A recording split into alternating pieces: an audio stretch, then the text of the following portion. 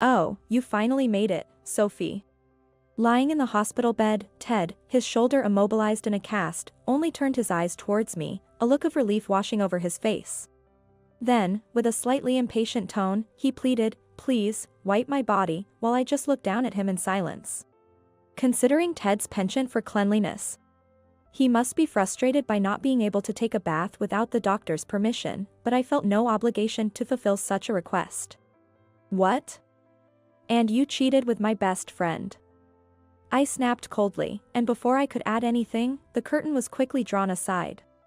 There stood my best friend, Anne. She exclaimed, "What?" "It isn't me," as she indignantly pointed towards the bed behind her. And there was. My name is Sophie, a 42-year-old nurse. After graduating from nursing school, I started working at this public hospital, and it's already been 23 years. Promoted to head nurse last year, I've been juggling a myriad of tasks. From organizing study sessions for eager staff to ensuring we provide a comforting environment for our patients. Naturally, my personal life often takes a back seat, with rare days off spent catching up on household chores and rest. Seeing me like this, my best friend and would say, "Seriously, what's with that lifestyle? There's being laid back. And then there's just letting yourself go." Urging me to visit the hair salon more often and to not neglect my skincare as if I were still a pimple-faced teenager. But recently, she's been quieter, leaving me feeling a mix of relief and a touch of sadness. Then, surprisingly, on a day off, Anne invited me to a mixer. Like me, Anne is single, having got married once in her early 20s. After her husband's infidelity led to a tumultuous split, initially, Anne would laugh it off, saying, "That's it for marriage. I wouldn't mind dating again, but one marriage and one divorce are quite enough for me." But lately, she seemed inspired by a senior colleague at work, a role model in life, who had just had a whirlwind later-in-life wedding and seemed blissfully happy. Maybe marriage isn't so bad after all. I'm not getting any younger. And I've learned to navigate the tough times, but it does get lonely not having someone to share the good times with, she mused. Becoming more keen on attending mixers. When she suggested going to a mixer, I hesitated, saying, "Mixers, huh? Well, you always look great and young for your age. So it might be fine for you, but I feel like an old lady already. Maybe I'll pass." But she persisted, assuring me, "Don't worry. The mixers I go to are always well balanced in terms of age groups." Feeling a bit guilty for always saying no, I decided to join her just this once, thinking it would satisfy Anne. And that's where I met Ted, my fiancé. Ted, a colleague of Anne's, is 6 years my senior at 48. Despite his desire for marriage, his engaging career always took precedence. I don't regret my choice, but the thought of having a partner to share life's laughs with is quite appealing, he said with a wistful smile, which naturally led to us exchanging contacts. After a year of dinners, drinks, and drives, Ted proposed. And I, feeling a future with him might be pleasant, happily accepted. When it came time to meet each other's parents, Ted's lived just a short distance away. Ted's mother, Kate, upon realizing I was over 40, couldn't hide her disappointment. Moreover, upon asking about my alma mater and current job, she commented to Ted's father, Mike, standing next to her. A younger bride might have brought hopes of grandkids, but a nurse? I suppose that's barely passing. While Kate was speaking, Mike looked at her with a face as if he had bitten into a bitter bug, leading me to expect he might scold her, saying, "Don't speak so rudely." Instead, he said, "What does barely passing mean?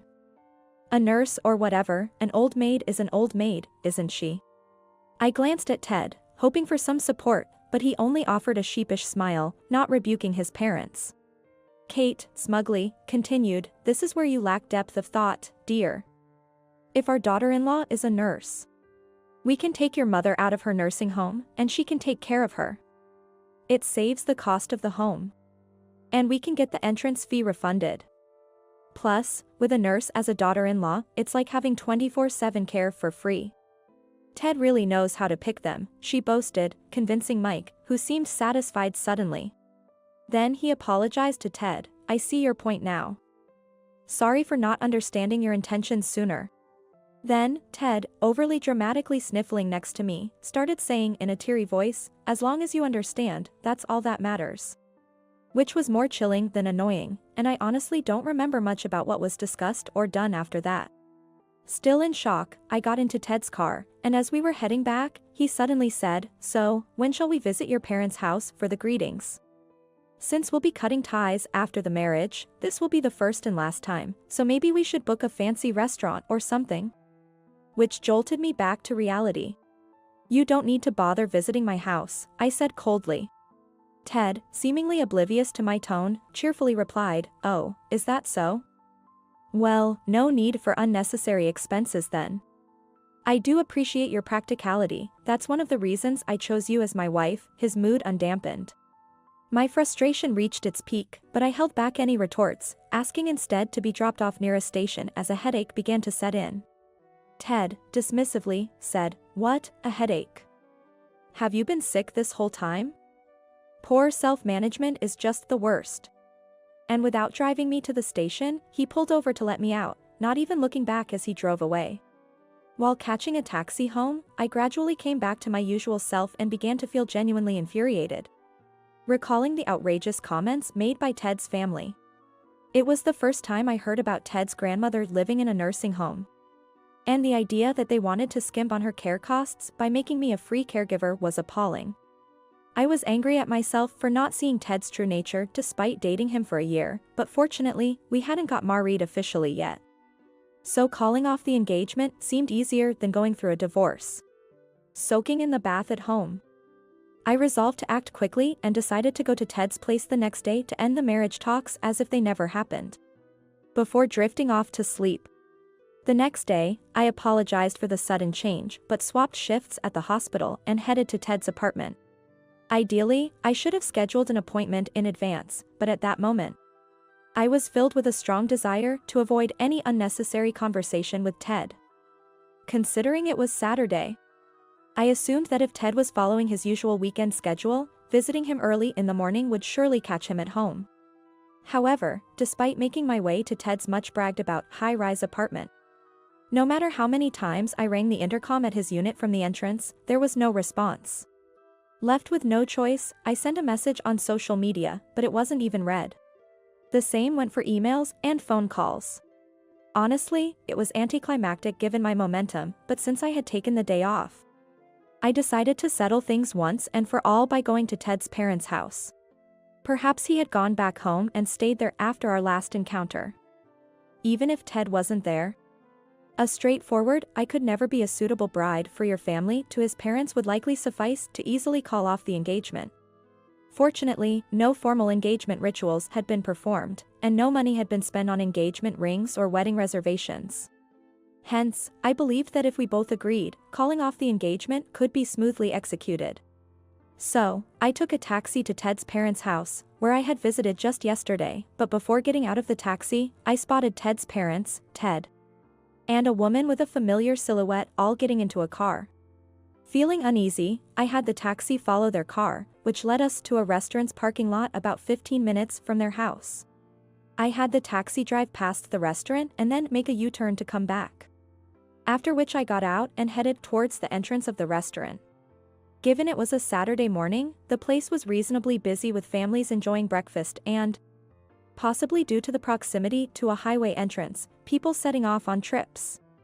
Hiding behind waiting people, I scanned the interior and spotted the group of 4 by a window-side booth. So I asked a staff member to seat me in a booth back-to-back with theirs. Conveniently, some faux greenery pots line the partition, allowing me to hear their conversation without being seen unless I stood up. After placing my order quickly, I eavesdropped to hear Ted's father, in a tone starkly different from his attitude towards me the day before, saying, "Ah, Annie, you are young and obedient. If you eventually becomes Ted's wife, nothing could make me happier. I can't wait for that day." Annie, as in Anne? Realizing this, I was struck by such a shock that it felt like everything went dark before my eyes. My brief glimpse of the young woman from the car window making sense now. It was my best friend, Anne. Anne was dating Ted. They worked at the same company, but since when? Since Ted and I started dating. Or had they been together even before we were introduced at the mixer? But then, why did Ted date me and even propose? My mind was swarming with questions, but I tried hard to focus on the conversation next door. It turned out that Ted and Ann had started dating recently, and marriage discussions were already underway. Moreover, not only was Ted's family aware, but Ann also knew about the ongoing marriage talks between Ted and me. Wondering why they wanted to marry me off to Ted, I began to fear that yesterday's talk of a free, year-round caretaker wasn't just a bad joke. Ted then said, "I really don't want to marry that old hag, but from what I've heard, she's quite wealthy. She'd be perfect for taking care of Grandma until the end. Meanwhile, I can continue seeing Annie on the side." To this, Ted's parents added, "If we have grandchildren by then, we can't blame the kids, so we could just tell her to leave. And we might get away without paying alimony. Actually, if we play our cards right, we might even get some money out of her. And that's a brilliant idea. We could claim she was rough during the care and might get away with it quite easily." They laughed heartily. Hearing this, I barely contained my rising anger towards Ted, his family, and continuing to eavesdrop. Ted and Ann, taking advantage of the upcoming 3-day weekend, were planning to travel to a hiking right after. The hotel, accessible only by car, required them to rent a new 4WD from a rental car shop near the restaurant, instead of using their usual sedan. And it seemed his parents had come to see them off. Fueled by anger, I decided against confronting them there and instead resolved to gather evidence and show them hell later. I discreetly left the restaurant before they did and moved across the street to a convenience store, watching them from behind the window. Soon, Ted's parents left in their car heading home, while Ted and Ann, wearing matching caps and pulling carry-on bags, walked off. Presumably towards the rental car shop I had located about 0.12 miles away on my phone map. Watching their backs with a bitter feeling, I turned away and opened a ride-hailing app. Since I had night shift that day, I focused on my work until Sunday morning. After my shift ended, I planned to get some sleep but checked my phone on the way home to find numerous missed calls and messages. Most from Ted and some from an unknown number. Curiosity piqued, I listened to the voicemail from the unknown caller, who claimed to be an administrative staff from a hospital in the area where Ted and Ann were visiting, saying, "A patient involved in a self-inflicted accident last night has asked to contact you urgently." Shocked yet momentarily feeling vindictive about divine retribution, I was more intrigued about why they contacted me. Hesitant to call Ted's phone directly, I searched for the hospital online, called the main line, and was promptly filled in by the admin who had left the message. After getting the details, I immediately booked a ticket to a station near the hospital for the next day and went to sleep. Departing early the next morning, I arrived smoothly at the hospital. I killed time in a nearby cafe until the hospital's visiting hours on the holiday, then went to see Ted. Directed to a 2-patient room, I found Ted in the bed closer to the door, having his shoulder immobilized in a cast and with his left leg in a cast, too. Noticing me but seemingly in pain when moving, he only turned his eyes towards me and weakly smiled. "Sophie, to come all this way to see me." "Thank you." Trying to elicit my sympathy, but I was well aware of his tricks. As I stood there silently, Ted nervously tried to make conversation, but I gave no response and continued to ignore him. Frustrated, Ted finally blurted out, "Please, wipe my body," gesturing towards a thin towel in a bag on the nearby table, presumably bought from the shop. I glanced briefly at the towel but remained silent, prompting an even more agitated Ted to snap, "Come on, hurry up. What's with you? Just standing there since a while ago?" Approaching his bed, I leaned in and coldly said, "What?" After cheating with my best friend. Before Ted could say anything, the curtain separating the beds was dramatically pulled aside, and Ann exclaimed, "Huh? It isn't me, then," pointing to a woman cowering on the bed behind her. She declared, "This man's mistress is this woman." I was momentarily stunned by the sudden appearance of Ann and the unfamiliar woman on the bed, but Ted, seizing the moment, shouted at Ann, "What the hell are you doing? Stop spreading lies. Get out." He started throwing whatever he could grab, like pillows and water bottles, at her. Several nurses and I had to restrain Ted, who was glaring at Ann with frustration. "Ann, She was unfazed by the commotion, remained calm, and when I murmured, "That woman over there, she does look a lot like you. From her hairstyle to her figure." "So, Ted's mistress, Annie, is not you?" Anne's face turned beet red, and she snapped, "You didn't think I was that scumbag's mistress, did you?" Tentatively, I apologized, saying, "I'm sorry. I thought it was you."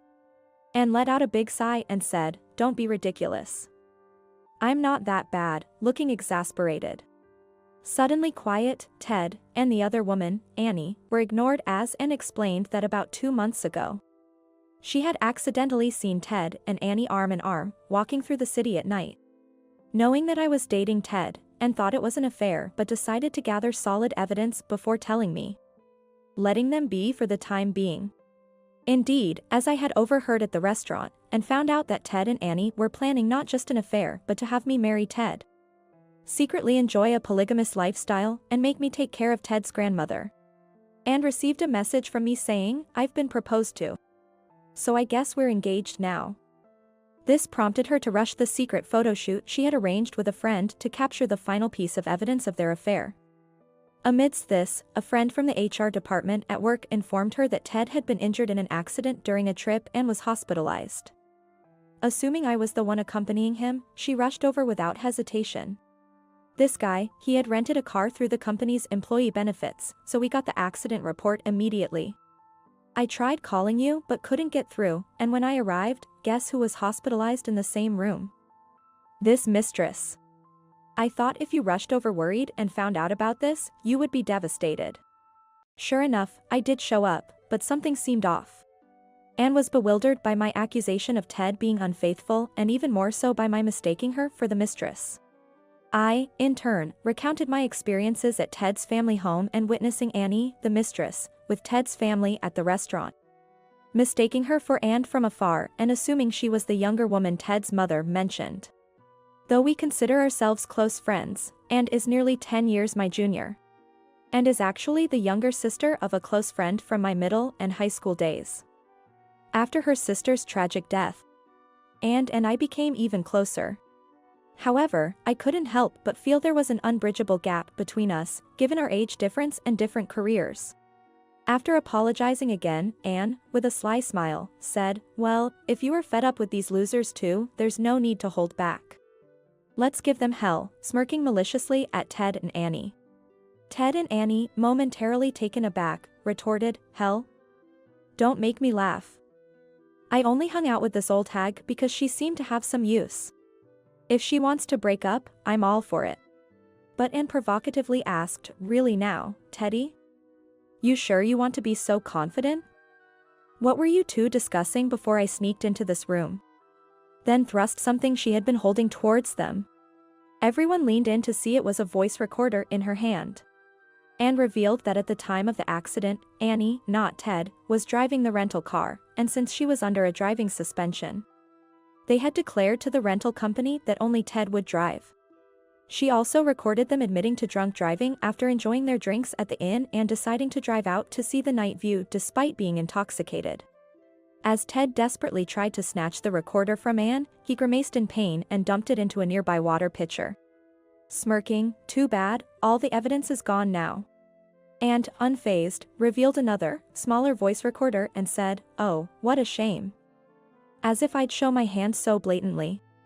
Then showed a pen-type IC recorder in her pocket and a voice recorder app open on her phone, stating, "See, I'm quite competent at my job." Before her expression turned serious, "You've hurt my best friend, and you're going to pay for it," staring down Ted. Stunned, Ted fell silent, but then Annie turned on him. "You idiot. It's all because you and your parents screwed up that our whole plan's ruined.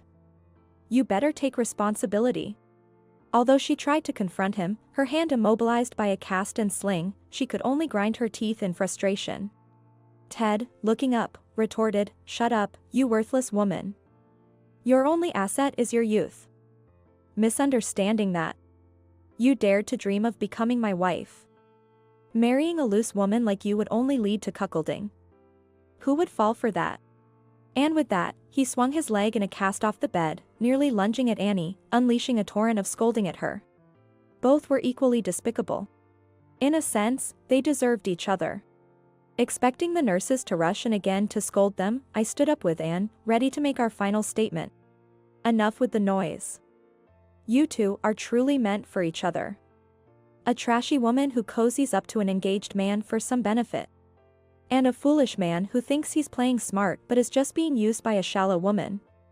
Let me make it clear, I have no sympathy for you. Only contempt, and with that, Anne and I left the room. Behind the closed door, we could hear Ted calling out and Annie's screams, but we ignored them and walked away. Later, before leaving the town, we visited the stores and inns damaged by Ted and Annie's rental car. Initially met with disdain as relatives of the irresponsible driver, the mood changed once we explained the situation, turning into sympathy for us. At that point, we advised the owner of the catering business, which had suffered significant damage, it may come out in the police investigation. But the driver who crashed into your establishment was likely under the influence and driving with a suspended license. You might not be able to claim insurance, and worse, you might end up not receiving any compensation and instead get stiffed. After that, we promised to immediately send a copy of the recording made in the hospital room, which contained Ted and Annie admitting to drunk driving and their attempts to pin it on me. Moreover, Anne suggested that while Ted's whereabouts might be easier to ascertain, tracking Annie, who was still on probation at the company, could prove difficult given the current emphasis on privacy protection. She advised taking action sooner rather than later and then emphasized, "Please keep the source of this information confidential." She then shared what she knew about Annie, including her rough home address, the apartment where she currently lives, and the fact that she was likely hired through a referral by the executive vice president, who was probably her guarantor. The sudden intrusion of a reckless driver wreaked havoc on the beloved shop, and although the owner repeatedly thanked us, they rightfully had claims against those two. If the exercise of those rights brought Ted and Annie their just desserts, it would be a delightfully satisfying turn of events for us, making us the ones who should be expressing gratitude. Triumphant in our journey back with Anne, we learned that the two left in the hospital were promptly advised to transfer due to their poor behavior, effectively being expelled. Ted's parents rushed over upon hearing the news, only to be faced with demands from the hospital for the costs of the damaged equipment, hospitalization, and surgery fees caused by their children. Their available cash fell short, and even after selling bags, watches, and jewelry at nearby pawn shops, it barely made a dent in the expenses. In the end, they had to secure a loan against their sedan from a lender known for its ruthless terms, essentially signing over the car's ownership soon as the grateful shop owner informed us over a thank you call. Moreover, the accident, thankfully not involving others, was a solo crash. However, possibly to conceal Annie's drunk driving and suspended license, they hadn't reported the incident to the police, making it impossible to obtain an accident report. Regardless, the revelation of drunk driving and a suspended license would mean their personal injuries, let alone the insurance for the totaled rental car itself, and any property damage would be utterly unusable. The thought of them facing a looming debt hell, just waiting for them, brought an uncontrollable smile to our faces. I decided to proceed swiftly with the next steps, starting by reporting to the police, along with the recorded evidence, that Annie, Ted's mistress, had been drinking and driving a rental car. The police contacted the rental car company to verify the facts, and soon the company's lawyer rushed over. After returning from the hospital, I handed over printed screenshots of the numerous SNS messages sent by Ted and Annie trying to silence me, along with the recorded conversation from the hospital room. The company's lawyer, with a big smile, said, "Thank you for your cooperation in every aspect. This will allow us to proceed with the damage claims swiftly," and left seemingly in high spirits. According to a letter that came with a luxurious box of sweets sent to me jointly by the rental car company and the legal advisor's office, the rental car company, based on the evidence I provided, notified Ted and Annie that they were filing a lawsuit for damages against them for the accident involving the rental car they had rented, which was nearly in new condition and was totaled. At the same time, a report was filed with the police, putting Ted and Annie in a tight spot. Despite hastily hiring a lawyer, they were bluntly told they had no chance in court and managed to settle by paying the amount requested by the rental car company. However, this lump sum payment made it difficult for Ted to keep up with his luxury condo payments, forcing him to sell. Regardless of how short the time lived there was, a used property is still used. In the end, Ted only managed to get about half of his asking price, and even dedicating all of it to his mortgage debt. He was far from paying it off, leaving him with significant debt. Additionally, the catering store that Annie crashed into while driving the rental car claimed about $350,000 for the destroyed store. Repair costs for dishes and kitchen equipment, the cost of ingredients bought for a long weekend. Compensation and apology costs to customers with reservations, lost earnings due to the repair period overlapping with the holiday season. And the cost of a wrecked delivery minivan, among other expenses. Heeding my and Anne's advice, the store demanded a lump sum payment from both. They were told that legal action would be taken immediately if they didn't comply. The store's compensation should have been covered by voluntary insurance as property damage. But Ted and Annie hadn't opted for the insurance when renting the car, and the coverage limit for property damage was only $200,000. Furthermore, the accident caused by Annie, who was driving without a license due to suspension and under the influence. Without having declared herself as a driver to the rental company, and without obtaining an accident certificate at that time, led the insurance company to deny coverage, as we had predicted. Ultimately, Ted and Annie had to pay out of their own pockets. Then, a terrible argument erupted between Ted and Annie, blaming each other for the situation. "I should never have dated a jinx like you. That's my line. You were all drooling over a younger woman. And to think you can't even cough up this amount of money, what a miserly old man." After hurling insults at each other, Ted and Annie, who once vowed eternal love, found themselves embroiled in a chaotic situation, suing each other for defamation, insult, and damages. Given the messy nature of the situation, a resolution was hard to come by. Despite already taking time off work due to injuries from the accident, Ted's frequent absences due to court appearances led his exasperated company to transfer him to a department known colloquially as exile. Ted's pride as a self-proclaimed elite was shattered, but due to the various payments involved in this ordeal, he was unable to resign. On the other hand, Anne was more furious than anyone about Annie's affairs with not only Ted but also several other male colleagues during her probation period. Exposed her. Some of them were married, and due to disrupting company discipline and potentially affecting work, Annie, despite being hired through connections, was promptly fired without being officially hired. If Annie has to pay for the damages to the catering store, the debt she incurs at 23 will be enormous.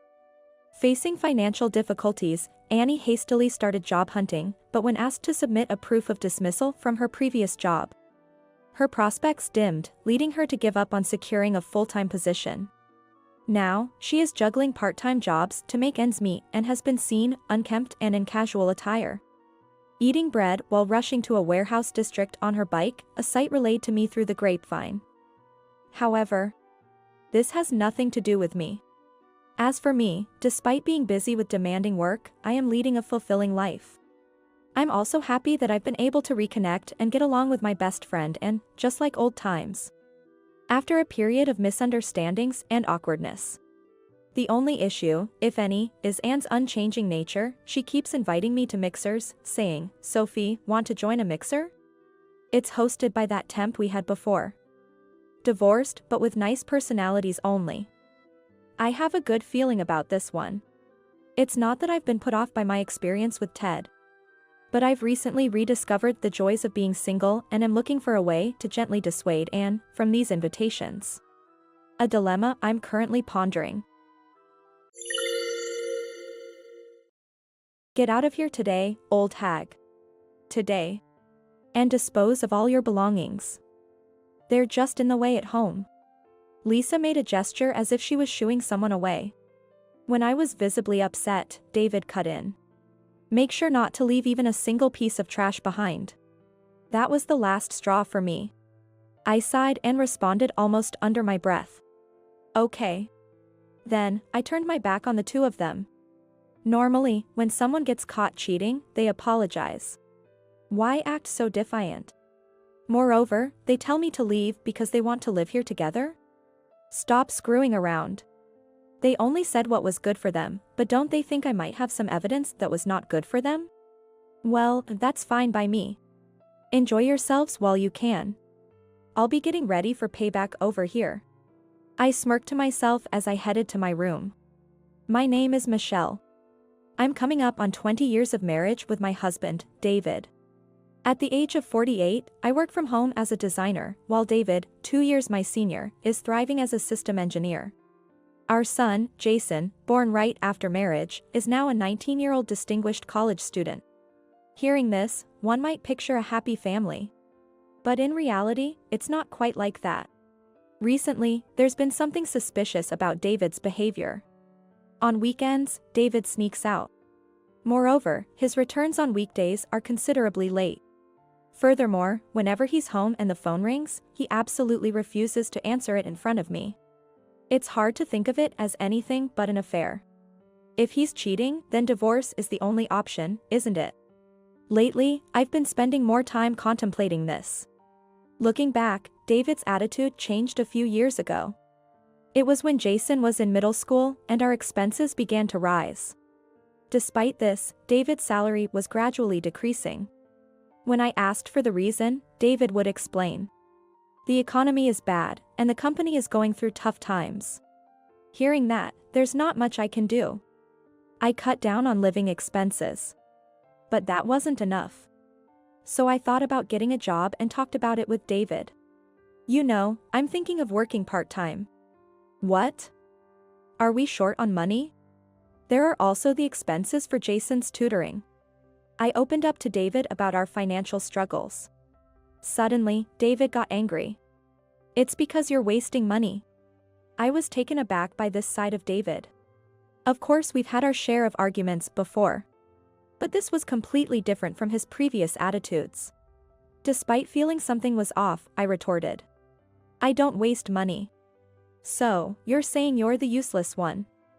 Everyone is just so incompetent. It's all the same at work, filled with people who can't do their job. I even have to help with sales, that's how bad it is. And so, David's complaints never seemed to end. Eventually, I gave up on discussing it further. Later on, a former colleague at work before marriage contacted me, asking if I could help with her new venture. It had been over a decade since I left my job to get married. There was a bit of a gap, but I couldn't pass up this opportunity. I jumped at the proposal. That's how I started working from home as a designer. Of course, I told this to David. But David just said, I see. He didn't seem to be very interested or even listening to much of what was being said. Regardless, I made sure to tell him properly. I continued my work with confidence. Then, after some time had passed, on a certain weekday. While I was working during the day, Jason unexpectedly came home. I'm home. Hi Jason, what's up with this early? It was just past noon. At that time, Jason was in middle school. He had classes until the evening, followed by extracurricular activities. There was no way he should be home at this hour. Didn't I tell you it's midterms starting today? I was taken aback. Looking at the calendar, it indeed said midterms. I forgot. I'll prepare lunch right away. I hurried to prepare Jason's lunch. Then, I heard Jason's voice from behind. Mom, were you working? What? The laptop is left out, and there are all sorts of documents around. Jason was pointing to the work documents and laptop I had left on the living room table. Oh, sorry. I'll clean it up right away. No worries, it's fine. Anyway, I got something to talk with you. Jason ran to his room. Soon, he returned with a tablet. I've been making a game. I want to be an engineer like Dad. Jason showed me the game he created on his tablet. It wasn't as polished as commercial games, but it was quite good. That's amazing. I want to go to a vocational school. Do you think Dad would agree? If you show this to him, I'm sure he'll agree. I was wholeheartedly supporting Jason. But our hopes were shattered. Because when David saw the game Jason created, he harshly criticized it. This is it? Don't make me laugh. But no good, absolutely no good. I could make something like this in 10 minutes. David laughed uproariously. Seeing David like that made me furious. From the perspective of a systems engineer, David might think Jason's game making is little more than kids play. It's one thing to offer professional advice, but mocking is just unacceptable. As I was about to complain, David continued speaking to Jason. If you have time to play around like this, concentrate more on your schoolwork. Choose words more carefully. When I cut in, David became visibly irritated. What? Any problem with my way of educating Jason? Oh yes. You should respect his autonomy more. Huh? After all, isn't it the wife's responsibility to educate the children? If you had properly educated him, this wouldn't be an issue. David raised his voice. I immediately clammed up. There's no point in arguing with him. I have to be the one to support Jason. In the end, I just silently listened to David's complaints. I waited for David's anger to subside. And the next day, when David wasn't around, I said to Jason, Jason, I'll buy you a computer, so use it to learn game making. Really? Of course. If your dad says anything, I'll tell him I'm using it for work. So, I ended up buying an expensive desktop computer out of my own pocket for Jason. David looked suspicious, but I insisted it was for work. This incident became a turning point, and my relationship with David gradually worsened. Of course, I've thought about divorce. But with Jason around, it's not easy to bring up. I continued to feel uneasy.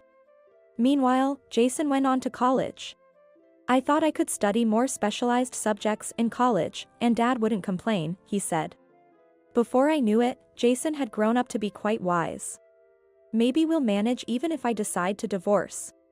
That's when I started considering it. Jason, who had just returned from college, rushed to me. Mom, you've got to hear this. What's the matter, Jason?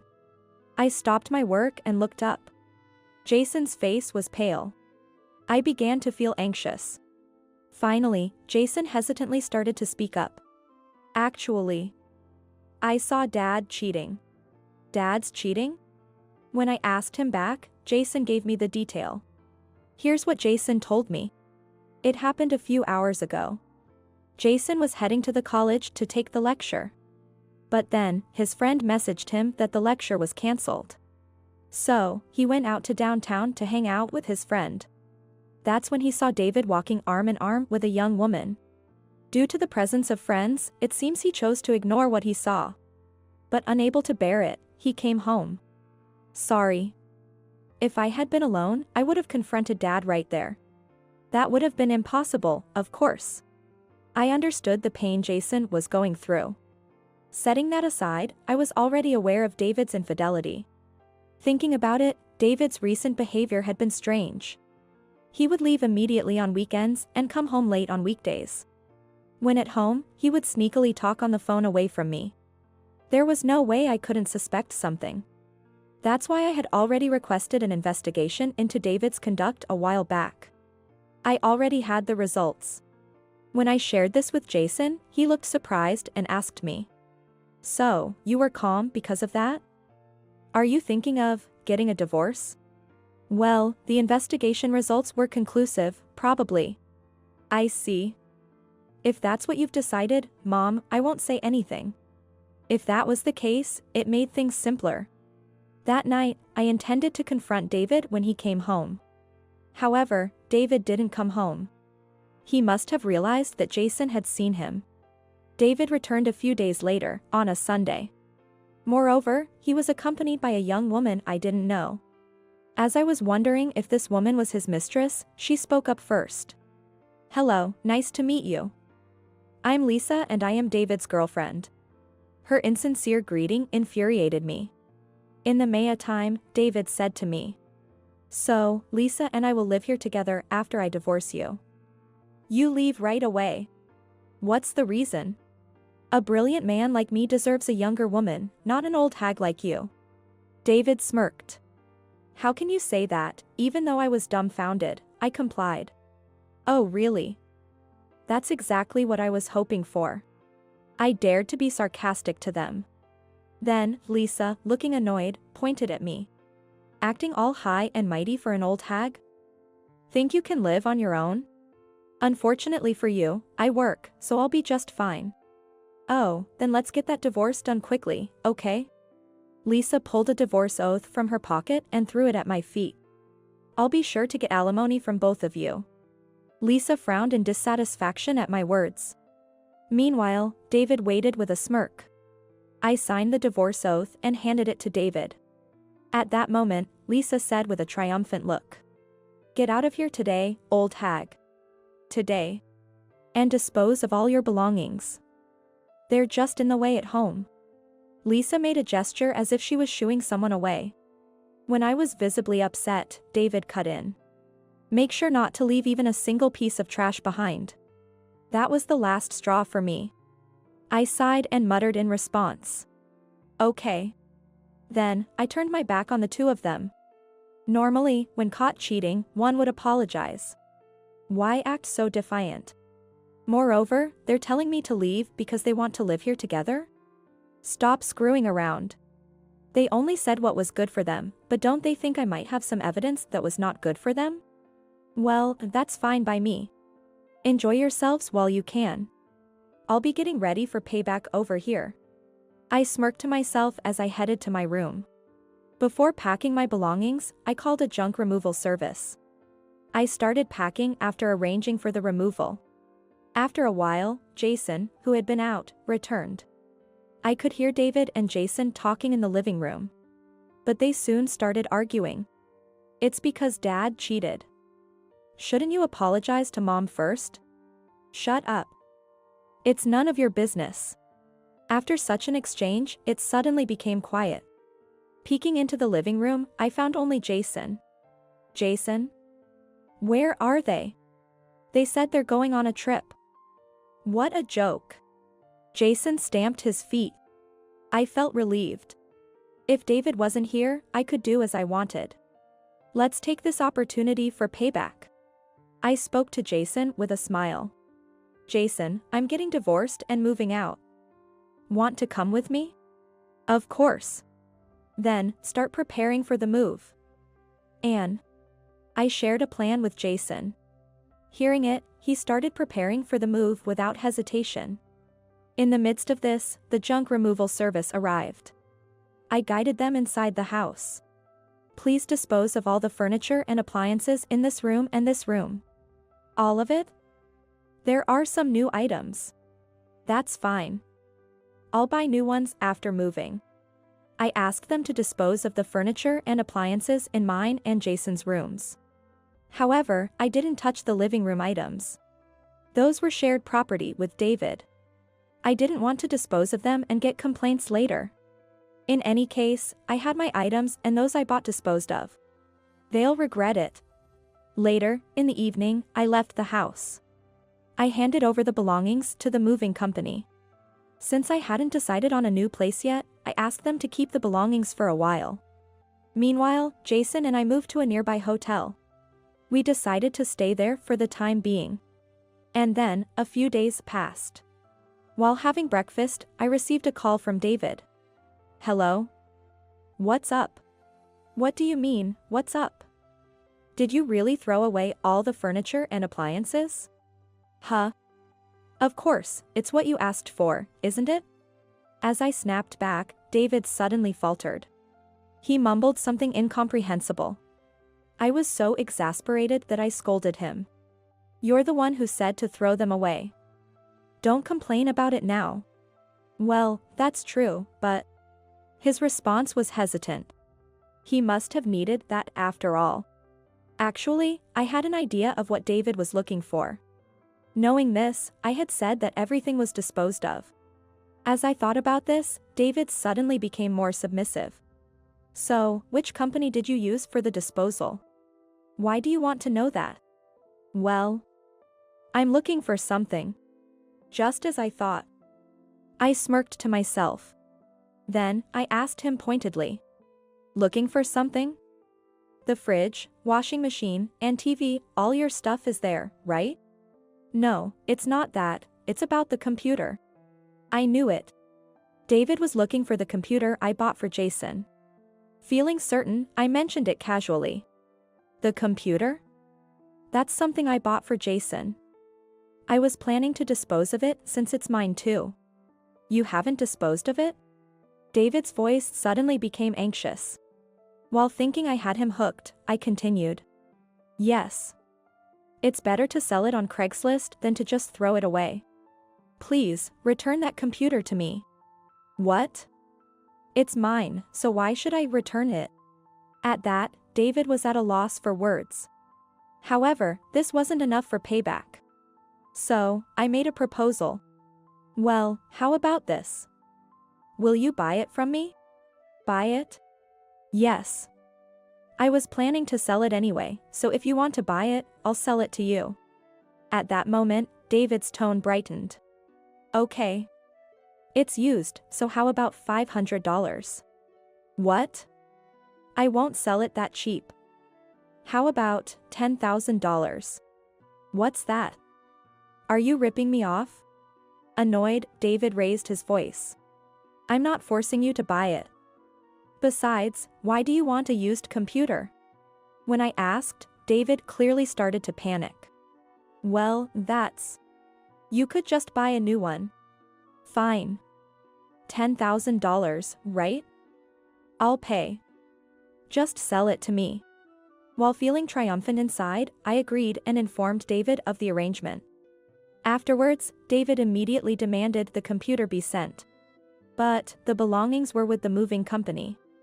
So, I told him that I couldn't send it right away and asked him to wait until I had settled into a new place. David kept complaining, but eventually, he reluctantly agreed. A few days later, I finally decided on my new home. I moved to my new place with the help of Jason. Right after that, I received the payment for the computer from David. I handed that money to Jason. Jason, use this money to start living on your own.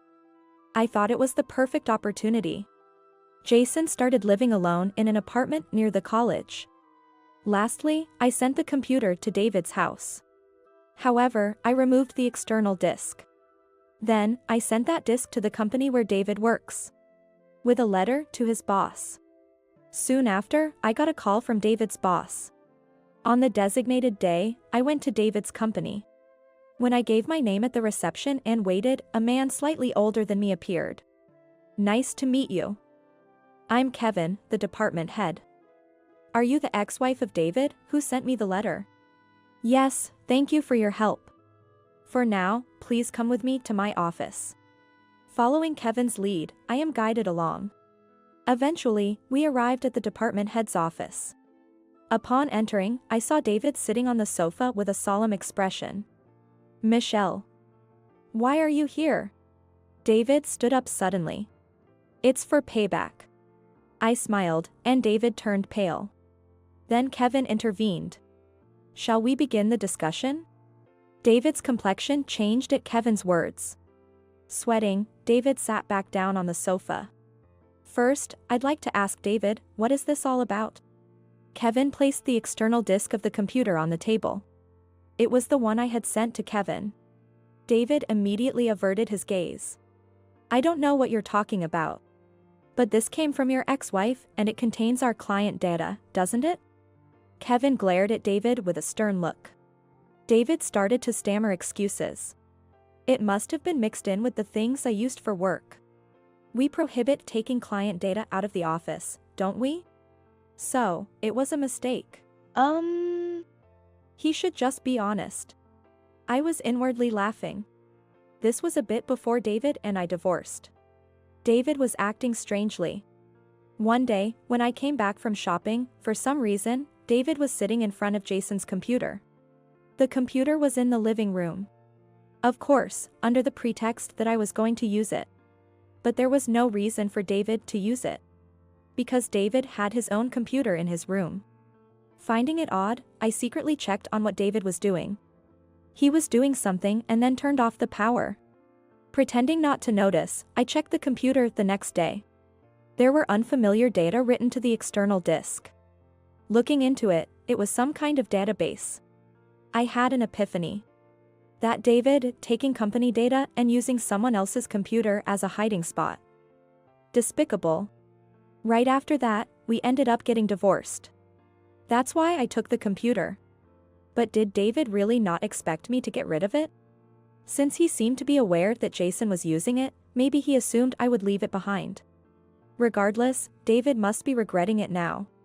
Looking at David, he seemed like he was about to cry. What do you mean? Speak clearly. I'm sorry. Finally, David admitted his guilt. Afterward, David got a severe scolding from Kevin. Then Kevin said, "Taking company data is theft, or a violation of the Unfair Competition Act." What? No way. We're going to file charges. As soon as Kevin said that, David burst into tears. He deeply apologized to Kevin. "I'm so sorry. Would you please forgive me?" "No way. You'll be held responsible in both criminal and civil court." "That can't." David broke down and cried on the spot. Seeing David crumble so pathetically, I couldn't stop laughing inside. This is what happens when you do something strange. Just desserts. If only I could get back at him for his infidelity too. Then, suddenly, there was a knock on the door. Immediately after, I heard a woman's voice. "Did you call for me, Kevin?" "Yes, come in." That voice sounds familiar. As I was thinking of it, the door opened. "Excuse me." "Oh." The moment I saw the woman who entered, I couldn't help but exclaim. At the same time, the woman looked at me. Then she shouted, "What? Why are you here?" The woman who raised her voice like a shout was Lisa. "Well, it's a long story." "Shut up. This is not a place for an old hag like you." As she said that, Lisa hurriedly covered her mouth. Because she noticed Kevin's face turning red with anger. Kevin, with his jaws clenched, told Lisa to take a seat. Lisa quietly sat down where David had been sitting. Upon confirming that, Kevin asked Lisa, "By the way, Lisa, I have something I want to ask. I hear you're going independent?" Yes, that's right. "And your business is going to be in the same field as ours, isn't it?" Kevin looked at her sternly. Seemingly intimidated, Lisa stumbled over her words in response. Then Kevin's questioning reached the crux of the matter. "You're in charge of managing customer data, aren't you? Is everything all right on that front?" What do you mean?" Lisa started sweating. That's when I realized. Man, these two were in cahoots. Lisa and David were planning to take the customer data with them. In short, here's the situation. David and Lisa were each planning to take customer data from their company. Based on that data, Lisa would go independent first. Then David would join her, and they would work together. Once the answer became clear, it all seemed rather uninteresting. They were just trying to make a quick buck using someone else's resources. It's just pathetic. I sighed. As the conversation continued, Kevin was pressing Lisa for answers. "I had my subordinates investigate, and it turns out there has been a leak on your side as well." That's... It seems you were involved, weren't you?" Lisa looked down at Kevin's question. But soon, she raised her head and started making excuses. "No, it's not like that. This was all David's doing." She was cut off as David bristled with anger. He stood up quickly and started arguing with Lisa.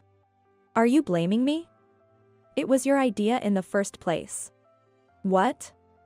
I don't know what you're talking about. You did this all on your own." "What? You said you wanted to marry me because..." I was dumbfounded by their ridiculous exchange of excuses. At that point, I took out a document from my bag. I placed it on the table and addressed David and Lisa, who were still arguing. "This is the result of your affair investigation. Just so you know, that woman has a boyfriend." "What?" David hurriedly picked up the document from the table. Attached to it were photos of Lisa holding hands with another man. "Lisa, what is the meaning of this? That's none of your business." "Shut up. You tricked me." David raised his voice in anger. It was so disgraceful that I couldn't help but murmur. She just prefers younger men over old guys like you, doesn't she? David suddenly became subdued, perhaps remembering what he had said to me. Well, regardless, you'll have to take responsibility, so brace yourself. Wait, just hold on. This is a crime. Save your excuses for the police station. With Kevin's roar, Lisa was left speechless. Following that, the company pressed charges against David and Lisa.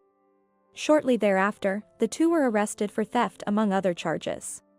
Furthermore, the company also initiated a civil lawsuit against them for damages. Naturally, any talk of Lisa going independent evaporated. At the same time, it seems Lisa's boyfriend took off as well. The two, now facing charges of theft and violations of the Unfair Competition Act, seem to be busy making excuses in court. However, it's hard to imagine those excuses holding any water.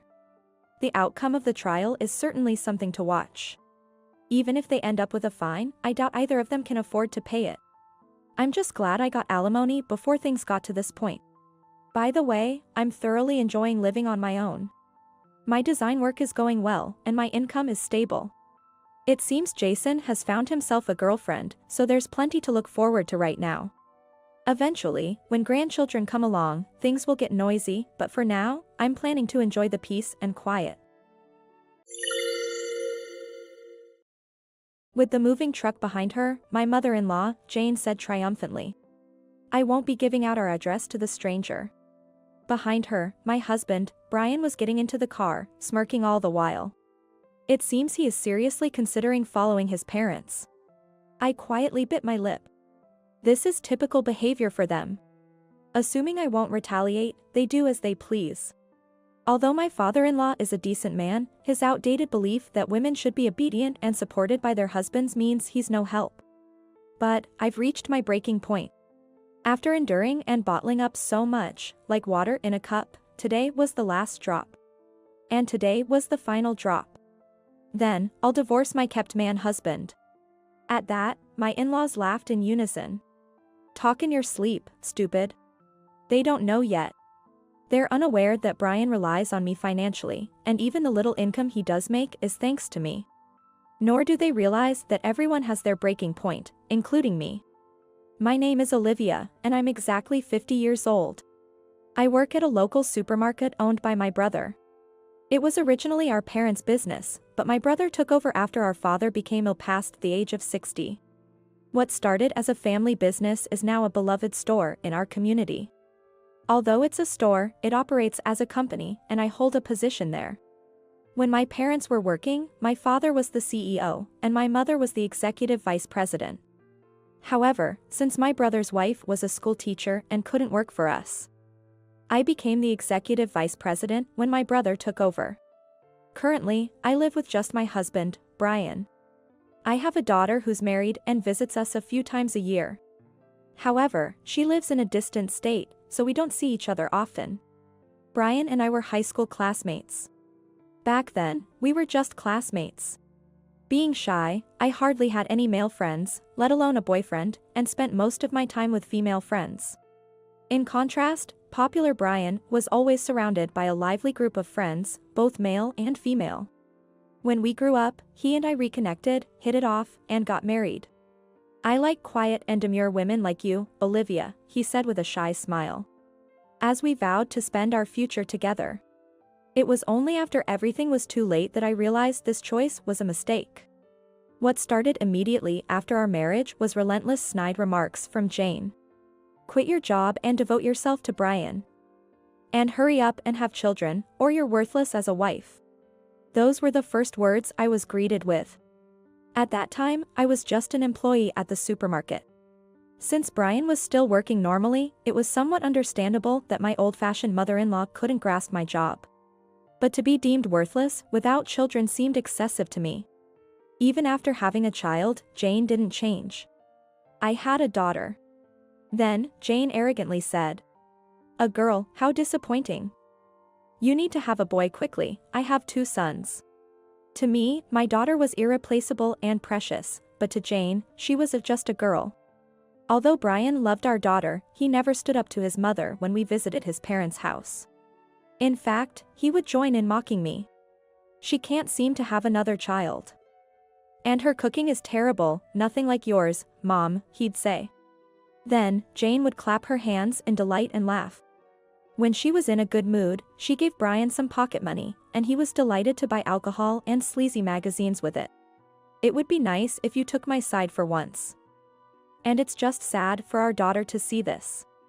When I voiced my complaints upon returning home, he sighed as if he was bothered by the conversation. She's just a baby, she won't understand, and you're worrying too much. Just keep Mom happy, and it'll all be fine. Be patient. Though it was indeed hard, it was true that these interactions only occurred during visits to the in-laws. I wondered if I should just accept that by enduring, everything would smoothly resolve itself. While my feelings of frustration never faded, I continued to endure relentlessly. However, the situation took a turn for the worse.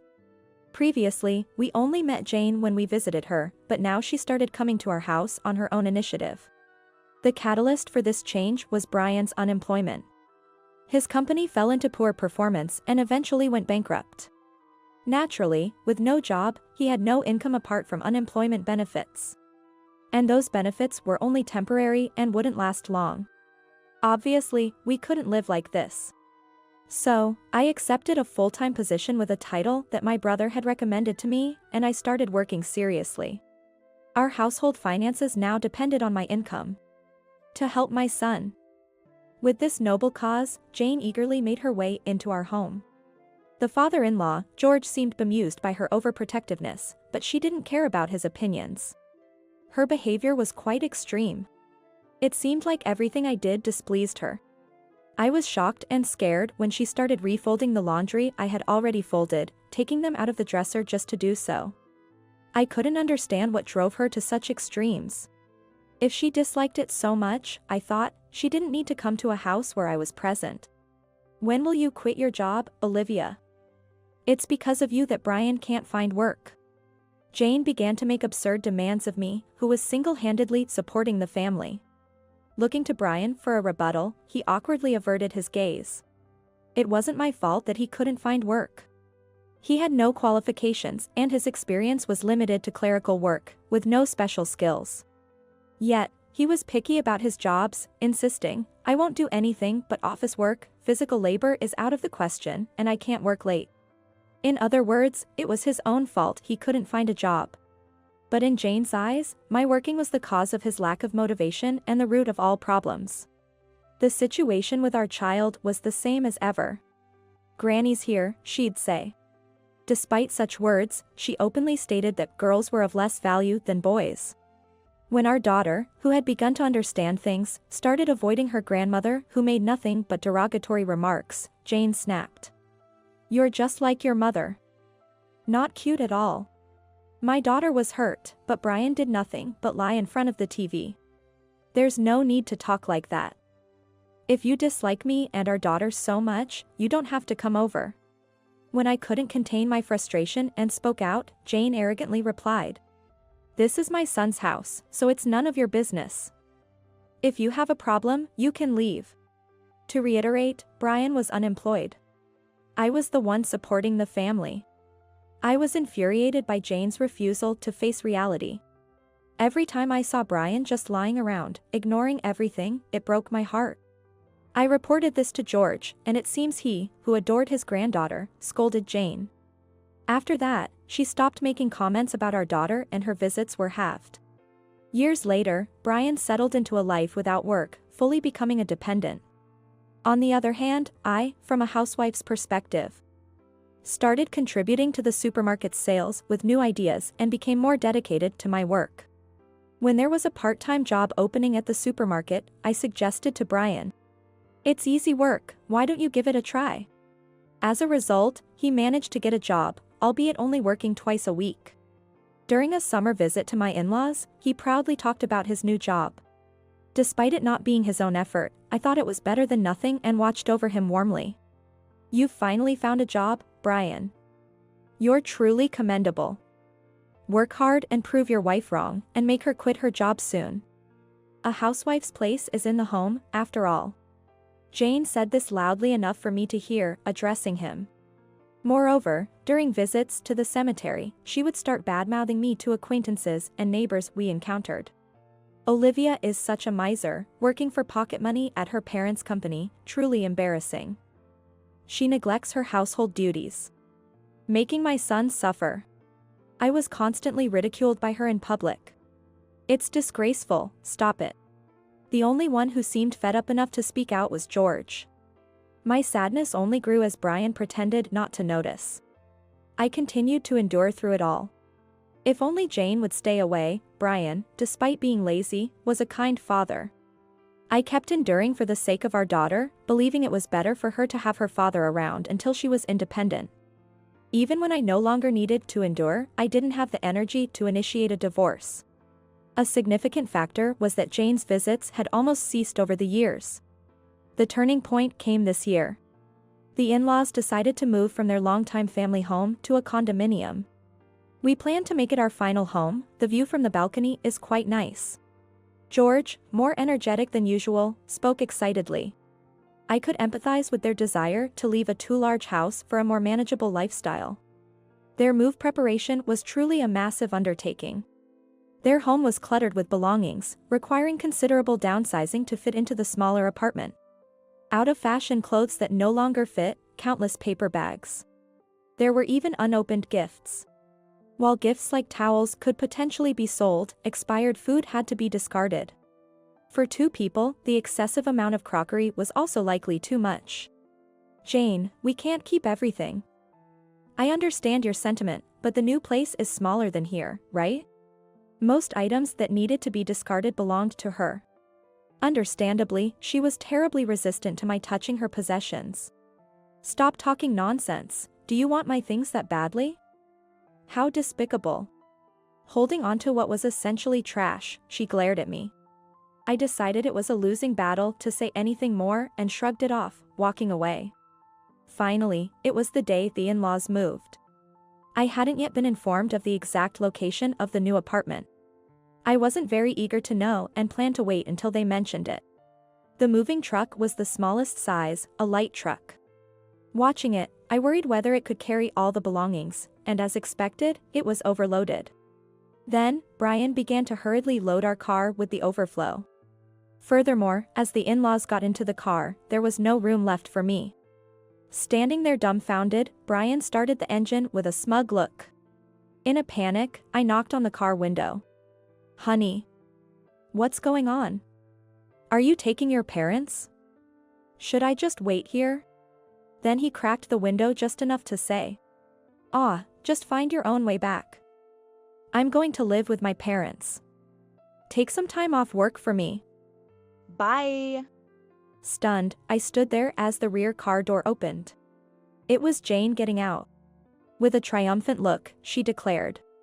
Brian said he couldn't stand being scolded by his wife every day, so I decided to take him with me. Reflect on your own in loneliness. With that, she deliberately nudged my shoulder. Reluctantly, I had no choice but to ask. Please give me the address of your new home, in case something happens. We don't give our address to strangers. This time, I was truly speechless.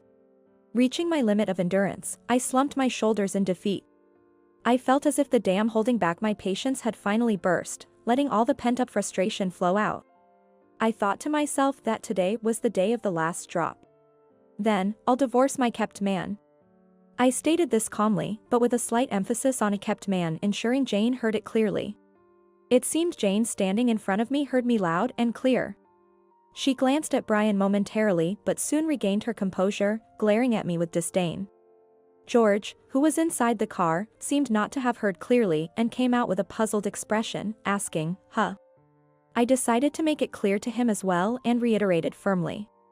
I'm going to divorce Brian, who is a kept man. Please take care of him from now on. I won't bother with him anymore. Thank you for everything up to this point. As I politely said my farewells, the in-laws laughed, their chuckles lost in the engine's noise. Sleep talk in your dreams, stupid. It seemed neither of them grasped the seriousness of the situation yet. Leaning on the open window, Brian looked up at me with a smirk. How can he be a kept man when he's working? You won't be able to live without him. George's frown seemed pitiful. Thinking to myself that it's your son who won't be able to live, I tilted my head. You do know my income, right? To this, he shook his head. In front of my astonished self, Jane shouted in frustration. You're cheeky for someone living off your parents' allowance. It was then that I finally realized. My in-laws truly knew nothing about our financial situation. At least, I had told her when I first took on my current job. Did she forget because it was so long ago, or did she never intend to understand? Either way, I never imagined they hadn't been listening to such an extent. But by now, that seemed like a trivial matter. Understood, I'll start divorce proceedings. I said this feeling oddly refreshed. I had lost the will to explain. Once I had made up my mind, strangely, I felt no more turmoil. He urged his parents into the car. Then, with a short honk of the horn, they drove away. I just silently watched them go.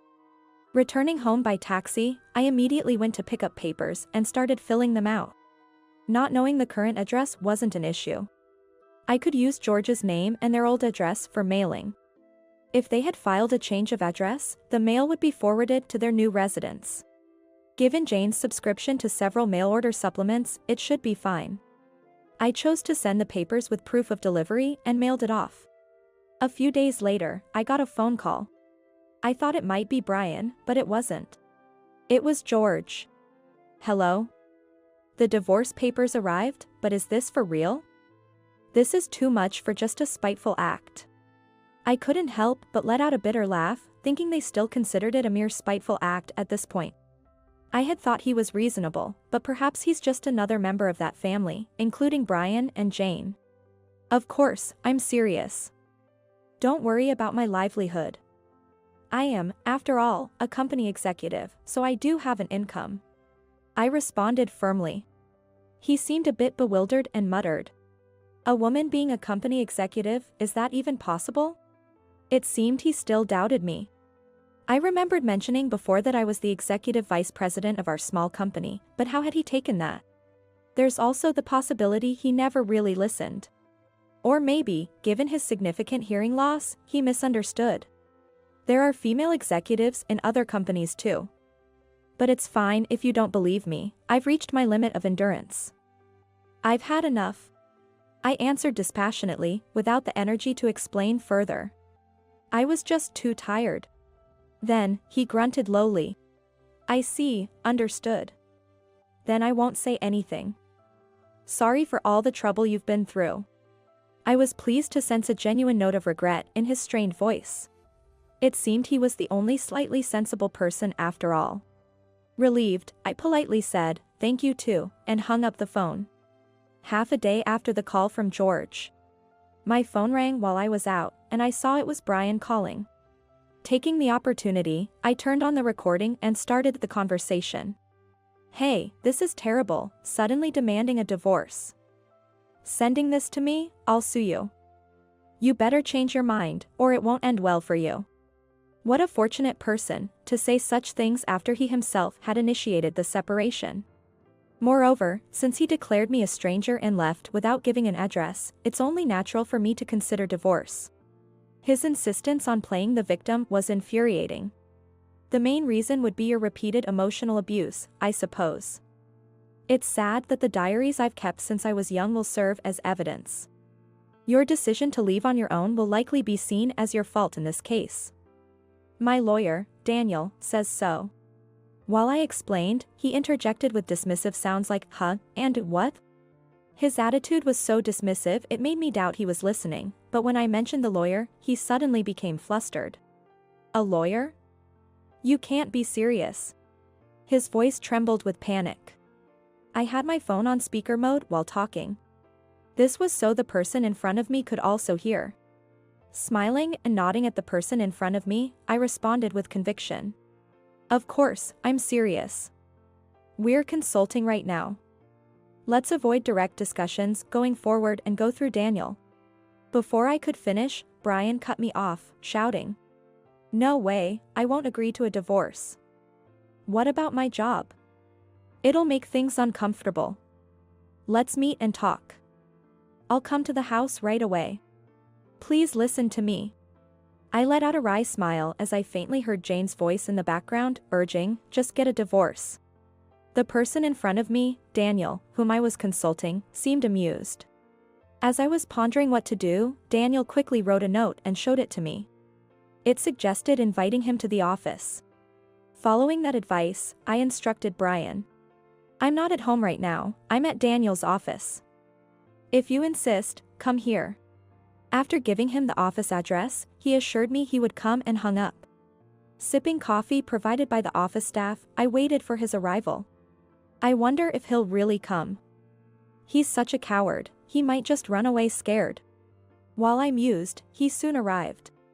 I was prepared for a face-to-face meeting with him, with the lawyer present, but to my surprise, he wasn't alone.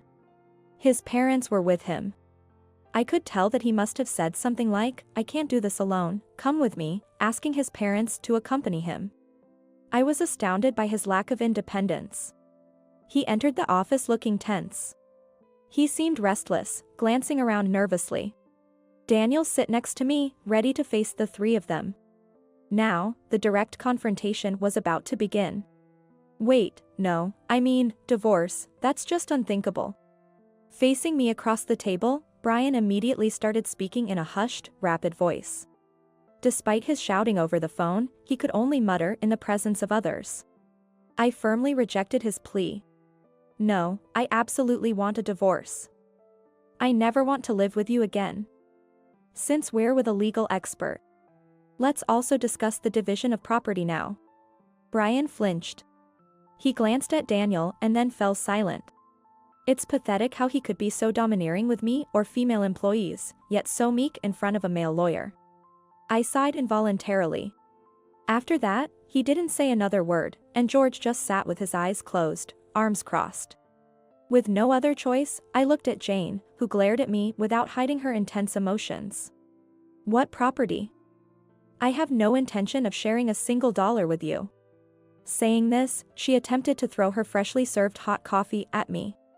The office staff quickly intervened to restrain her, narrowly avoiding a dangerous situation. In a divorce, the assets of our household should ideally be divided equally between me and Brian. This is because, legally, the income earned during the marriage is considered a joint effort by both spouses. However, the situation changes if both parties agree otherwise. Fine by me. Let's have no division of property then. I answered coolly.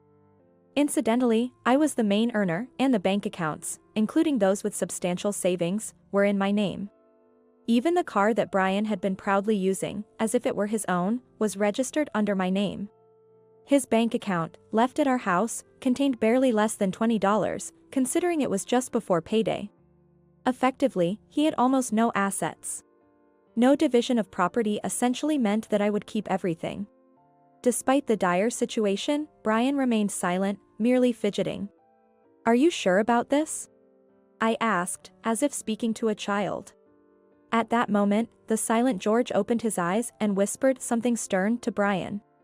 Tell the truth. Yet he remained indecisive. Was all he said before. Incredibly, he laid his head on his mother's lap. While stroking his head gently, Jane kept glaring at me. I truly understood what it meant to be appalled. It was genuinely disturbing. Eventually, it was decided that the divorce would proceed without any division of property. As they were leaving, George made eye contact with me and bid a meaningful goodbye. Watching their departure, I reflected that he might not have been on my side but wasn't exactly an enemy either. He held the old-fashioned belief that men are superior to women, but he could admit his mistakes. After my in-laws and husband left, I finally allowed myself a smile. Daniel, who had been unusually quiet, seemed to have been biting his cheek the whole time, holding back laughter. It's understandable, given that the opponent who should have been arguing for a share had voluntarily renounced any claim. After the discussion, I hurriedly proceeded the divorce process. I was free. But it wasn't over yet. The following week after the meeting, Brian, now my ex-husband, boldly showed up at my workplace. It would have been fine if he just worked normally, but that was not the case. He completely ignored his own job and clung to me instead. Olivia, I was wrong. I'll come home, let's get back together. I have my own job, and he and I have different responsibilities. It was extremely bothersome to have him following me around. Despite repeatedly telling him to return to his own post, he wouldn't listen. Instead, he jumped out in front of me inside the store and sprawled out on the floor. Wah. Please. Seeing him cry out and flail his legs while drawing the attention of customers made me dizzy. This was truly unbearable. I decided to fire him. Everyone, including my brother, agreed to it. In fact, there had been multiple complaints about his work attitude from other employees. It was only my indulgence that had kept him employed so far. Naturally, no one lamented his departure. The next day, our supermarket was in turmoil again. My child was fired, you must have poisoned the company against him, shouted furious Jane as she stormed in. I had her taken to the break room in the back for the moment. At my brother's suggestion, we called Brian and also summoned George. With my brother and a few employees as witnesses, the final discussion began. First, I explained the disgraceful behavior from the day before. Then, I addressed the accusation Jane had made, saying, "You must have poisoned the company against him." I didn't poison anyone, I decided to fire him. His behavior was disruptive to business, it's impossible to keep employing him under these circumstances. Hearing my response, George seemed somewhat impressed and said, "You have the authority to do that?" Everyone from the supermarket side present nodded. Of course, Brian must have understood as well, he looked diminished, shoulders hunched. Only Jane seemed shocked. I calmly presented the facts. Of course, I do. I'm the assistant manager and the executive director. In our small company, most decisions are made directly by my brother, President Parker, and me. Executive director? Jane finally seemed to grasp my position and turned pale. She grabbed Brian's arm, trying to make him look up. Ignoring them, George continued to ask questions. So, you were the higher earner? I slowly nodded. Yes, Brian only worked part-time twice a week. He couldn't possibly match my salary as an executive. It's not even 1/10, it's closer to 1/100th. And you said my job was due to parental connections. But Brian was hired entirely through my connections. It was a mistake, and this outcome is actually more appropriate. This time, Jane was truly speechless. By this point, it should be clear who was supporting the household, without even thinking about it. The fact that she didn't know was surprising, but it was no longer important. It's just revenge, mixing personal issues with business. Brian exclaimed. It's about time he moved on and looked for another job.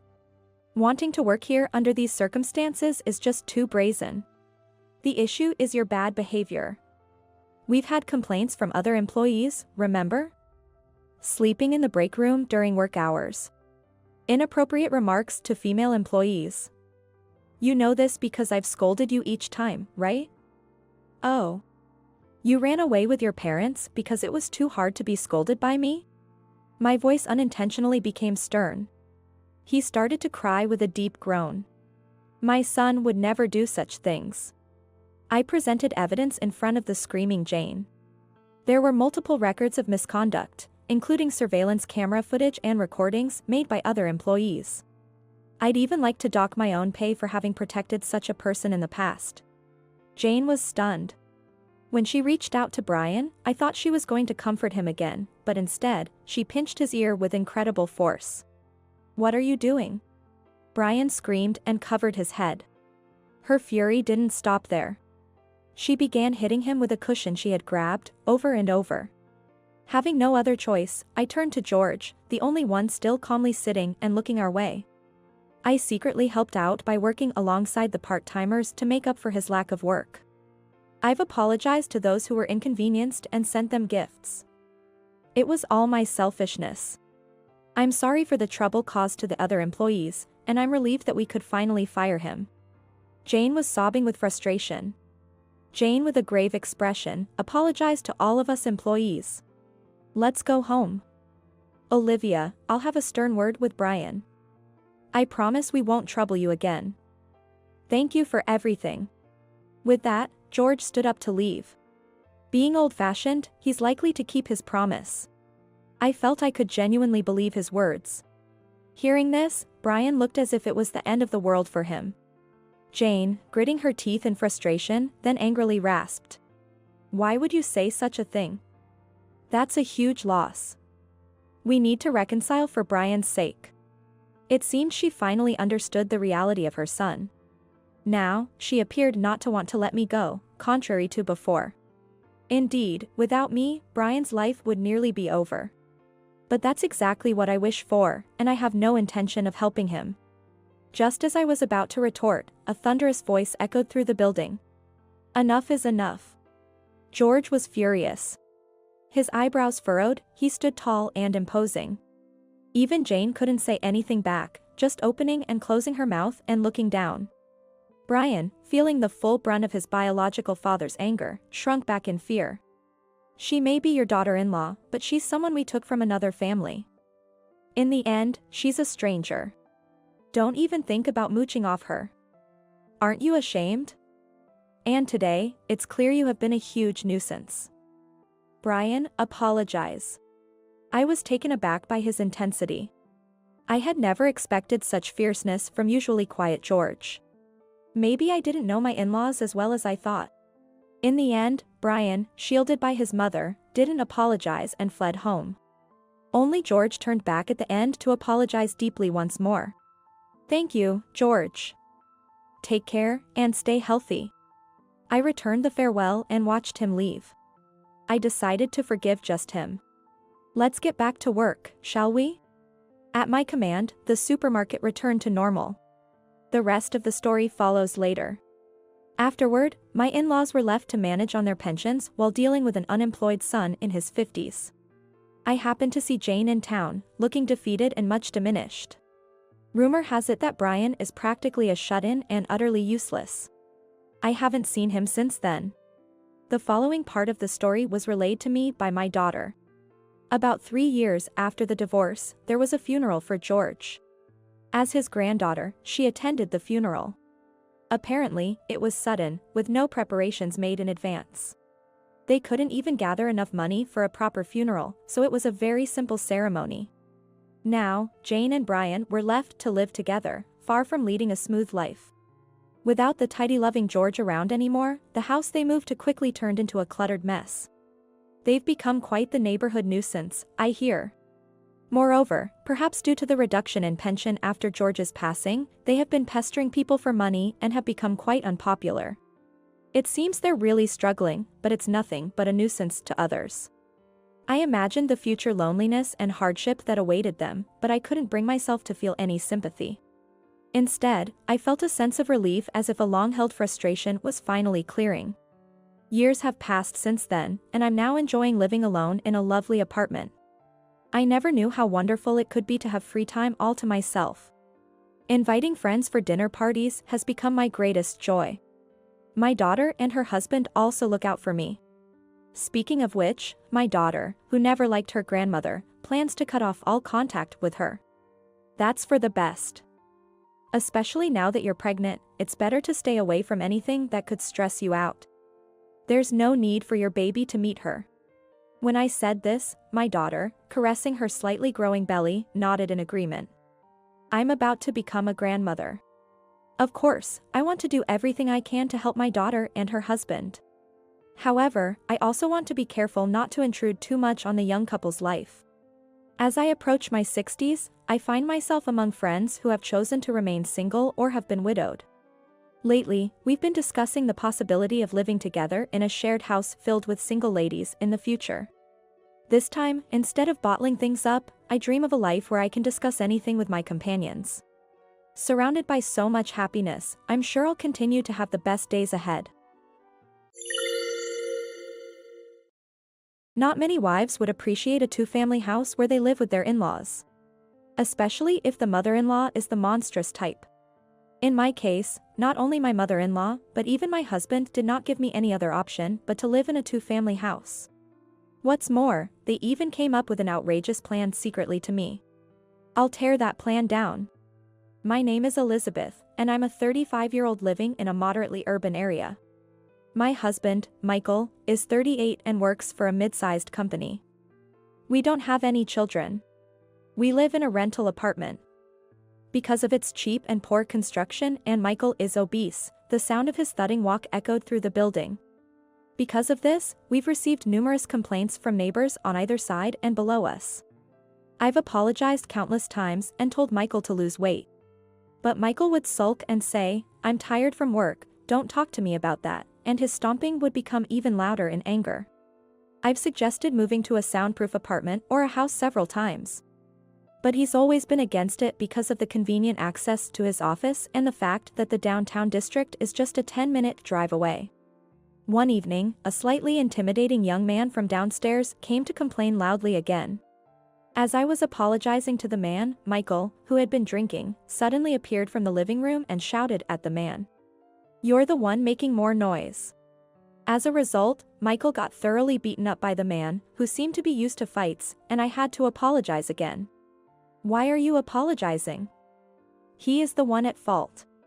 After the man left, Michael ranted and raved, but as I treated his wounds, he sobered up and suddenly became timid, saying, "Maybe we should leave this place." I wasn't going to let this chance slip by, so I started looking for options the next day. My first choice was to buy a house. But with both of us having student loan debts from university and the areas Michael preferred being way out of our budget, it seemed impossible. And renting a 30-year-old house would cost over $1,000 a month, which was also a stretch. Out of the blue, I got a call from my mother-in-law, Samantha. I heard from Michael. "You should move out of such a dangerous place quickly." Seriously, Michael had to go and say unnecessary things. Samantha is always trying to have things her way and takes Michael's side over mine. Before we got married, I was earning almost the same as Michael at a fairly large company, but she commanded, "Don't be cheeky just because you're a woman. Once you're married, cut back on work and take proper care of Michael." Since Michael agreed to it, I'm now working part-time from home, doing clerical tasks for that company. My salary has been reduced to less than a third, and upon learning this, Samantha said, "Exactly, that's how it should be," with satisfaction. Which is quite frustrating. I was anxious about what she would say this time. When I told her, "I think so too, but it's hard to find a good place," she, as expected, came up with something outrageous. "What are you talking about? Just come live with us." I was about to refuse, but her words, "Michael is all for it too. Come over this weekend, and we can discuss the details," made me speechless. Wait, Michael never mentioned this to me. As I stood there dumbfounded, she said, "So, this Saturday at 10 a.m. I'll be waiting," and hung up. I quickly sent a text to Michael, but got no reply. I tried calling him around the time he gets off work, but there was no answer. He didn't come home until almost 11 p.m., being drunk. "Didn't you read my text?" I asked, unable to help raising my voice. "What's the problem? We get to live in a new house, it should be fine." "A new house? But your parents' house is over 40 years old and pretty run down, isn't it?" "What, my mom didn't tell you? We're building a 2-family house." "I didn't hear about this. My parents will pay the down payment, and we'll cover the rest. We'll take out a loan together under our own name." "Wait, what do you mean?" Apparently, Michael had been at his parents' house just now, discussing the loan with them. I couldn't believe it. Michael and his parents were making plans without me, his wife. It looks like the monthly repayment will be about $1,000, only $300 more than our current rent. But that $300 is a big deal. Where does he think that extra money will come from? I was at my wit's end. My father-in-law might be reasonable, but once Samantha and Michael make up their minds, there's nothing can change their minds. If you increase your work from home, couldn't you easily cover the $300? My job mainly involves data entry, and being part-time, if there's no work, there's no pay. No matter how much I want more money, work doesn't just keep coming in. I've explained this to him numerous times, but he just doesn't get it. Moreover, knowing the approximate monthly payments suggests that the discussions have advanced considerably, right?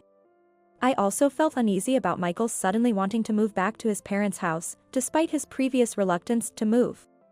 The fight with the young man downstairs was definitely a major factor. But I'm really concerned about him easily agreeing to a two-family house where we'd bear most of the expenses. I had a bad feeling and became very scared of going to his parents' house over the weekend. When we went to his parents' house over the weekend, Samantha, all smiles, said, "Let's live together in a two-family house." I've even got a salesperson from a major homebuilder here to discuss it, having thoroughly prepared by inviting a salesperson. The salesman laid the blueprints in front of me and started with an explanation of two-family house. He described the separate type, characterized by having duplicate facilities like kitchens and bathrooms for each family. He then went on to explain the shared type, where only some facilities are shared between the two families. And the integrated type, which involves sharing all living spaces. Of course, I preferred the separate or at least the shared type, but Michael and Samantha wanted the integrated type. "It's better because we can live more closely together," Samantha said. "Plus, it'll be much cheaper to build," Michael added. "While it's good to save on construction costs." But I didn't want to, or rather couldn't, get along well with Samantha. "Also, it's more convenient for childcare in the integrated type, right?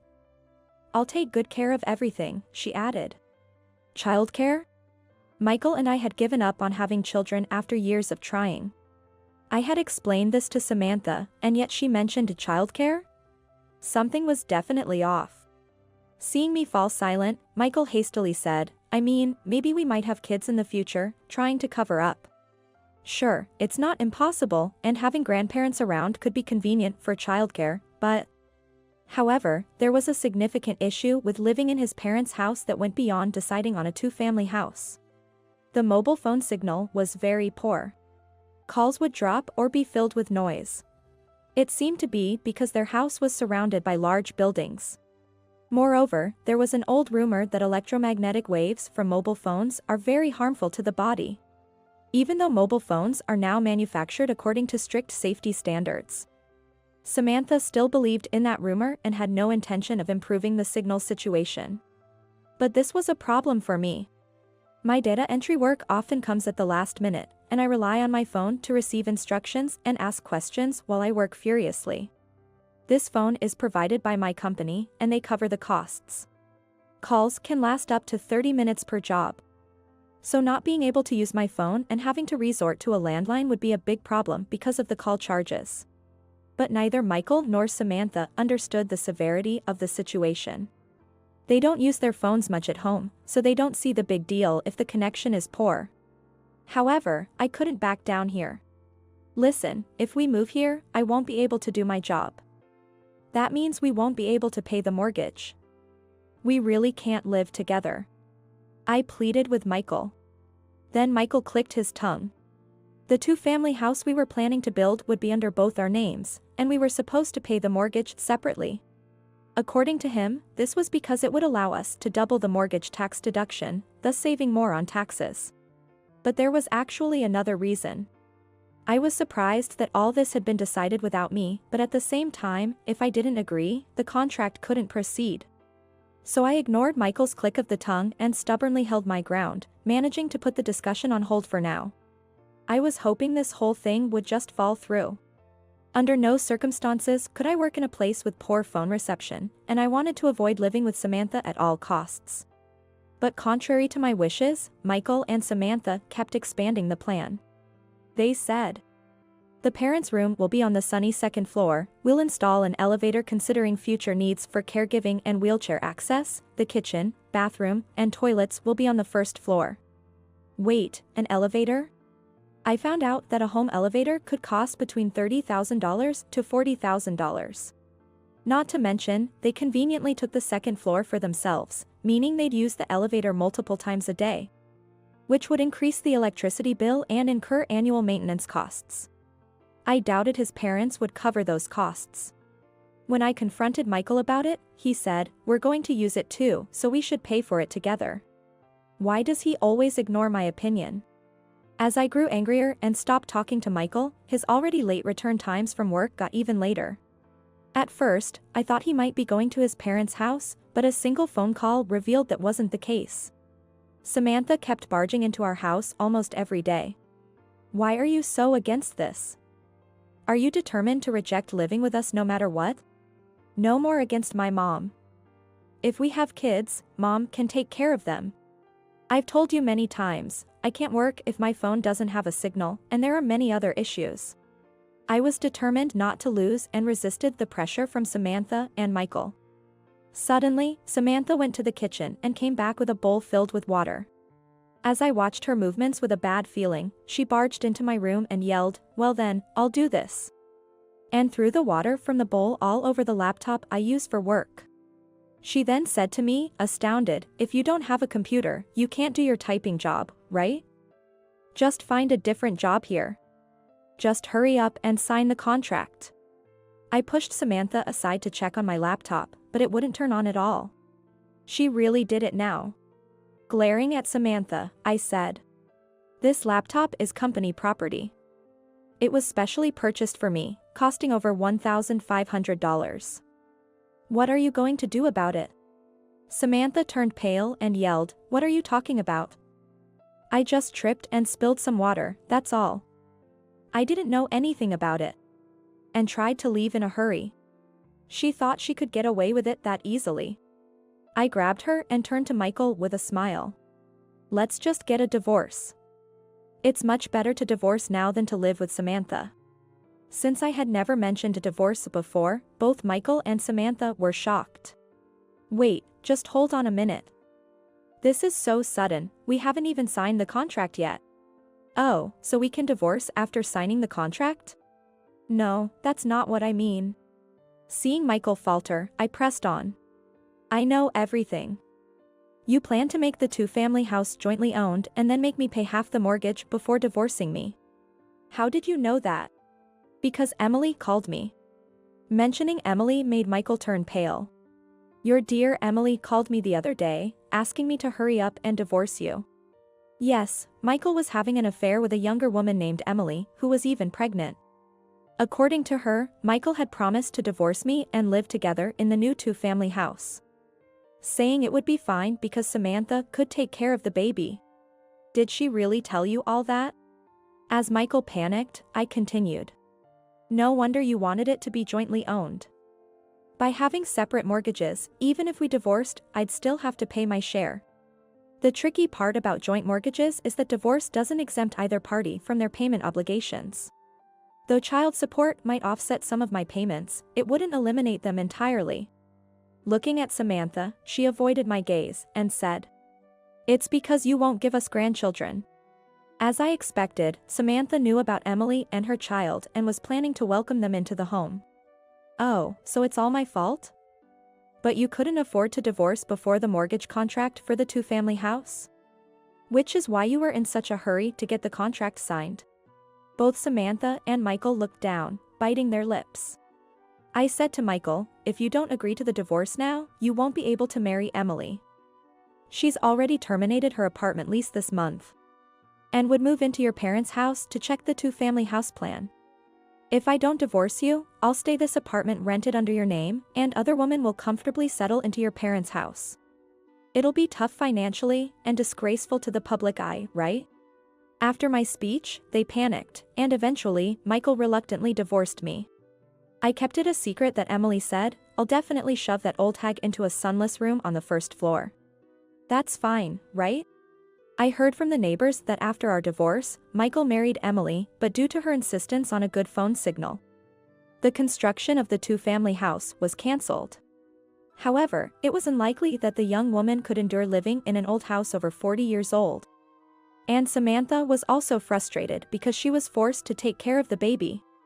Battles between Samantha and Emily unfolded almost daily until finally, I heard that Emily left, taking the child with her. Now, I've heard that Michael can't sleep over property division payments to me, living expenses and divorce litigation filed by Emily, and potential child support, all while dealing with the mess he's created. Emily, too, seems panicked by the fact that she had to raise her child by herself. While Samantha intends to make Michael cover the compensation for my laptop she destroyed by pouring water on it. Lately, cars with real estate company logos are often spotted at their house, so they're probably planning to sell it. Too bad. Currently, I'm staying at my parents' house for a while, having been reinstated as a full-time employee from part-time and working hard. I've recently become close to a male colleague who's a divorced single father, and I'm gradually getting to know his child better. I dream of one day becoming a family of 3 with them.